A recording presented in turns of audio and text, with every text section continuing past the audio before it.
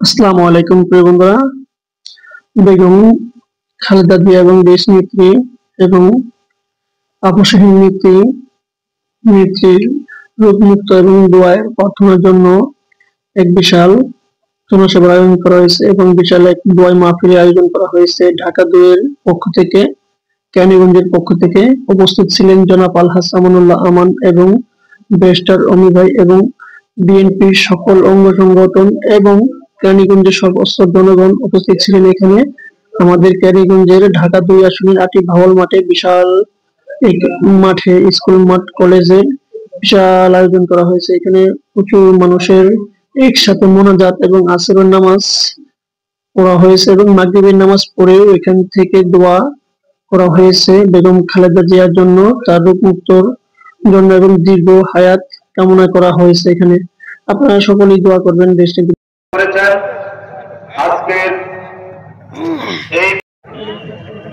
এই তিনবারের প্রধানমন্ত্রী দেশ নেত্রী বেগম খালেদা জিয়া গুরুতর অসুস্থ। দেশ নেত্রী বেগম খালেদা জিয়ার রোগ মুক্তি কামনায়,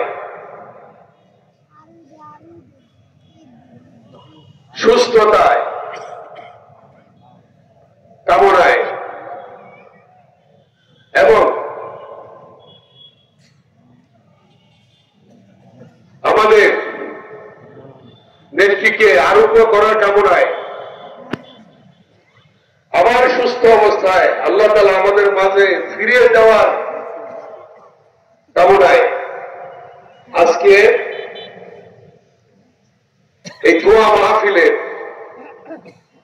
উপস্থিত আমার শ্রদ্ধেয় সম্মানীয় জাতীয়তাবাদী উলামা দল কেন্দ্রীয় কমিটির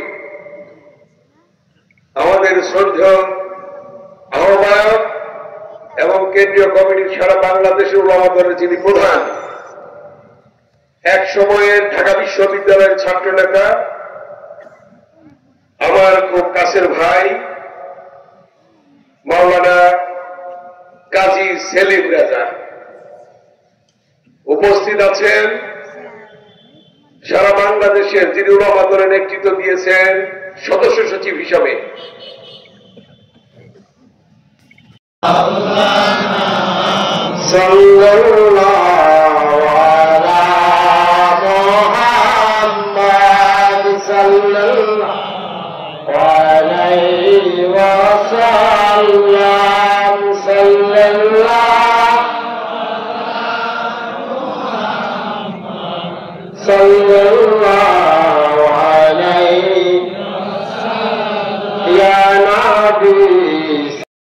আল্লাহ দেশের জন্য আপনি কবুল করে নিন, আমাদের ইসলামের জন্য কবুল করে নিন, আল্লাহ কোরআন সুন্নাতের জন্য আপনি কবুল করে নিন।